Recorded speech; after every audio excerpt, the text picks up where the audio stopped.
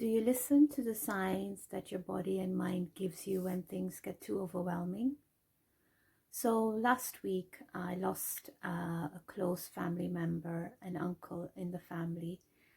And as much as I was there supporting my cousins and my family, I was taken back to a lot of the feelings of loss and pain and hurt that I had experienced when I lost my own dad in 2008.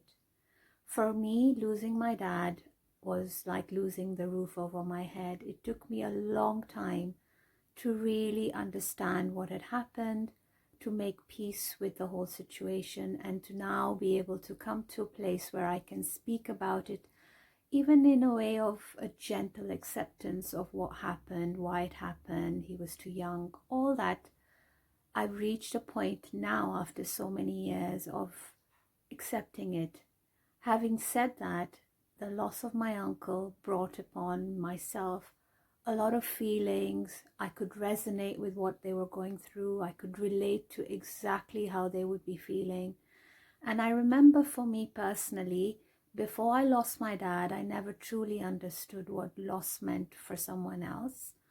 And I hear that from many people, my friends, my clients, that until they've lost somebody close to themselves, it's hard to really relate to someone, and it's also hard to know what to say to someone who's lost a loved one. So I was going through a lot of feelings of overwhelm, or feelings of just numbness, and my mind last week was a bit full. I felt that when I was reading things, I really had to read them twice. If I was trying to do a task, it took me more concentration, more effort than usual. And for this reason, I decided to just step away slightly from social media, because social media has become one of the things that I think is a huge help in society today, especially now given that we're in lockdown. And yet at the same time, it can really bring up issues for ourselves, issues of anxiety, issues of comparison, issues of feeling and judging yourself as if you're not doing enough.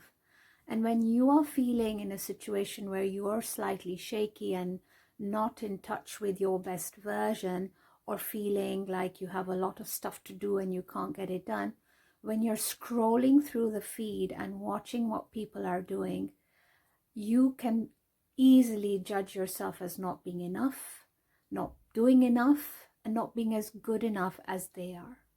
And this is something I really wanted to speak about coming on after some time, because I really felt this.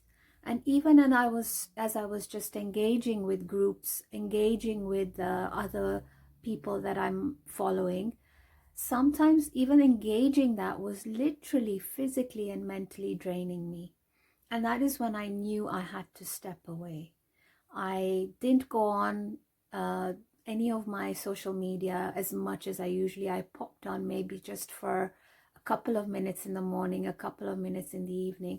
And it allowed me to switch off and process what was going on. And I'll tell you, it wasn't easy, because during the day, I felt like something was missing. I felt like I was not doing something. I felt like, that fear of missing out, the FOMO that people talk about. I really felt it. But I gave myself that time. And even now, as I come back, I've promised myself that when I do post on social media, when I do create content, I'll only do it when I'm in that feeling of genuinely wanting to create for the sake of adding value, and not just creating something which is going to get likes and shares and comments. Because when you are creating for the sake of creating, you are not in touch with your true self. And so you are trying to be someone you're not. And you can even feel it as you create your content or you engage with someone. You're not truly being your authentic self. And so I listened to the signs that my body were giving me. I listened to the signs that I was getting from my mind. I literally felt, heaviness in my head, and I could not cope even with the engagement that I had with friends on WhatsApp. I had to switch off.